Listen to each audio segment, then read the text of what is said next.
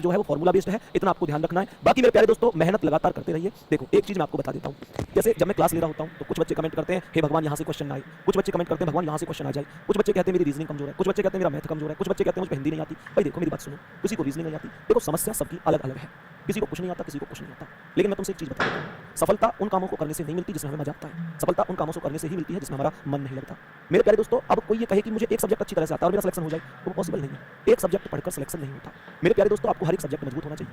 अब सवाल ये उठता है कि भैया पेपर में ये टॉपिक से क्वेश्चन आएगा या नहीं आएगा, तो मेरे प्यारे दोस्तों टॉपिक की बात को छोड़ो, किसी को ये भी पता नहीं है कि कौन सी टाइप आएगी। मैं तो बस एक ही बात कहता हूँ, सीधा टू द पॉइंट एक बात कहता हूँ कि जितने भी रीजनिंग में टॉपिक हैं और आपके सिलेबस में दिए गए हैं, आपका कर्तव्य है उन सबको पढ़ना। आप अपने आप ही मन से ये विचार बना लो कि ये आएगा ये नहीं आएगा, भगवान करे ये आ जाए। देखो भगवान के हाथ जोड़ने से चीजें बनेंगी, तो भगवान की किस किस की सुने। भैया फार्म तो 50 लाख भरेगा, इतनी तो वैकेंसी भी ना हो, तो भैया भगवान के सामने तो सब यही मांग रहा है ना, सब यही मांग रहे हैं ना कि हमारा सिलेक्शन हो जाए, हमारा हो जाए। बात यह है कि मेहनत कौन कितनी कर रहा है, इस बात को समझो। तो अभी ये समय नहीं है कि यहाँ से क्वेश्चन ना आए वहां से ना आए, मुझे ये नहीं आता वो नहीं आता। भैया नहीं आता, एग्जामिनर इस बात को तो ढूंढ रहा है कि तुमको क्या नहीं आता। एग्जामिनर को यही चीज तो चाहिए, मेरिट कैसे कम होगी? अगर एग्जामिनर सब कुछ वही दे देगा पेपर में हर आदमी के हिसाब से कि जो तुमको आता है, तो फिर तो मेरिट ही बिल्कुल बटे के बटे पे लग जाएगी, फिर 50 लाख थोड़ी ना सिलेक्शन होंगे।